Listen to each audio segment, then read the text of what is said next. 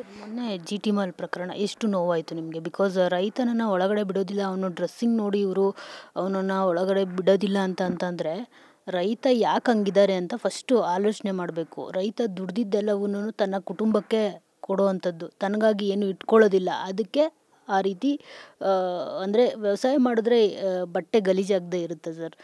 ಅದು ಎಷ್ಟು ನೋವಾಯಿತು sir. Because ನಾನು ರೈತನ ಮಗಳೇ, ನನಗೂ ನೋಡಿದಾಗ ಅದು ತುಂಬ ನೋವಾಯಿತು. ಯಾಕೆ ಈ ರೀತಿ ನಮ್ಮ ದೇಶದಲ್ಲಿ, ನಮ್ಮ ದೇಶದ ಬೆನ್ನೆಲುಬೇ ರೈತ ಅಂತ ಹೇಳ್ತಾರೆ, ಅವರನ್ನೇ ಒಳಗಡೆ ಬಿಡೋದಿಲ್ಲ ಅಂತಂದರೆ ಈ ಈ ಎಂಥ ಸಮಾಜ ಯಾವ ರೀತಿ ಯಾವ ದಿಕ್ಕಿಗೆ ಹೋಗ್ತಿದೆ ಅನ್ನೋದೇ ಗೊತ್ತಾಗೋದಿಲ್ಲ. ಅದಕ್ಕೆ ನಾವೆಲ್ಲರೂ ಕಾರಣ.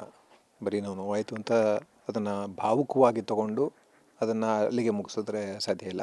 ಈ ಸಮಸ್ಯೆ ಮೂಲ ಎಲ್ಲಿದೆ ಅಂತ ಹೋಗಬೇಕಾಗುತ್ತೆ. ಯಾಕೆ ಆ ತಾರತಮ್ಯ ಇದೆ? ನಾವು ಒಬ್ಬ ಮನುಷ್ಯನನ್ನು ಅವನ ಡ್ರೆಸ್ನಿಂದ ಅಳೆಯುವಂಥ ಕಾಲ ಇವತ್ತು ಬಂದಿದೆ. ಎಲ್ಲರೂ ಅಷ್ಟೇ. ಇವತ್ತು ನಾನು ನೀಟಾಗಿ ಡ್ರೆಸ್ ಮಾಡ್ಕೊಂಬಂದರೆ ನನ್ನ ಒಳಗಡೆ ಬಿಡ್ತಾರೆ, ನಾನೇನೋ ಗಲೀಜಾಗಿ ಬಂದರೆ ನಾನು ಬಿಡಲ್ಲ ಒಳಗಡೆ. ಇದು ಹೊಸದೇನಲ್ಲ, ಸುಮ್ಮನೆ ಭಾವುಕವಾಗಿ ಒಂದು ದೊಡ್ಡ ಸುದ್ದಿ ಆಯಿತು ಅನಿಸುತ್ತೆ. ಇದು ಹೊಸದಲ್ಲ, ಆದರೆ ಖಂಡಿತ ದಿನಂಪ್ರತಿ ಇದಾಗ್ತಾ ಇದೆ.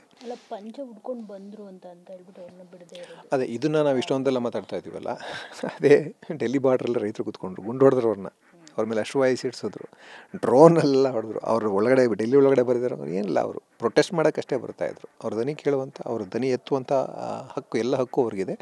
ಅವರು ದನಿ ಕೇಳುವಂಥ ಎಲ್ಲ ಬಾಧ್ಯತೆಯು ಸರ್ಕಾರಕ್ಕಿದೆ.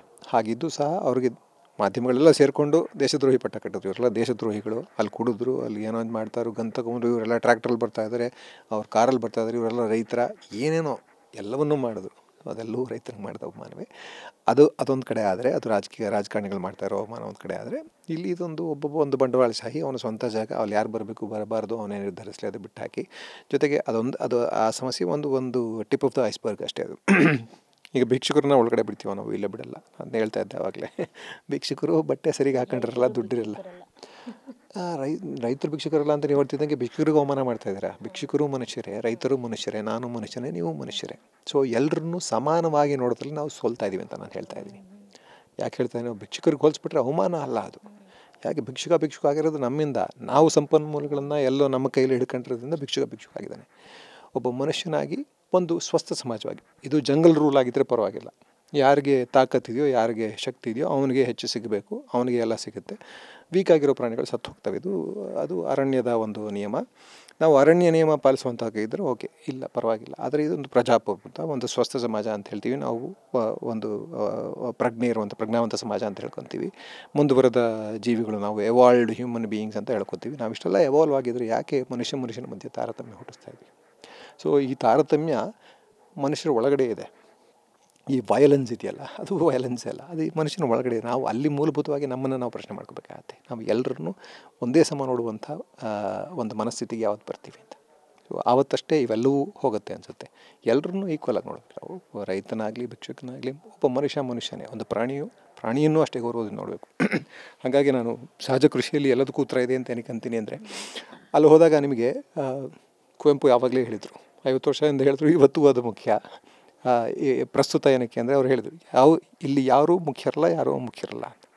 ಸೊ ಎಲ್ಲವೂ ಮುಖ್ಯವೇ ಇಲ್ಲಿ. ಎಲ್ಲದಕ್ಕೂ ಅದರದ್ದೇ ಆದ ಒಂದು ಪಾಲಿದೆ, ಕರ್ತವ್ಯ ಇದೆ, ಒಂದು ಸ್ಥಾನ ಇದೆ.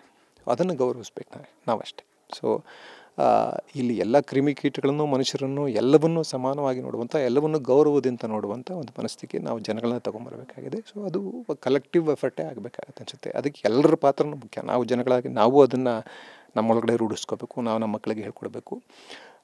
ಜೊತೆಗೆ ಅಧಿಕಾರದಲ್ಲಿರೋರು ಅದಕ್ಕೆ ತಕ್ಕಂಥ ಒಂದಷ್ಟು, ಯಾಕಂದರೆ ಪೂರ್ತಿ ಸಂಪನ್ಮೂಲ ಅವ್ರ ಕಡೆಯಲ್ಲೇ ಇರುತ್ತಲ್ಲ. ಈ ಮಾಧ್ಯಮದವ್ರು ನೀವು ಆ ಕೆಲಸ ಮಾಡಬೇಕು, ಸಿನಿಮಾದವ್ರು ನಾವು ಕೆಲಸ ಮಾಡಬೇಕು. ಸೊ ಎಲ್ಲರೂ ಸೇರಿ ಕೆಲಸ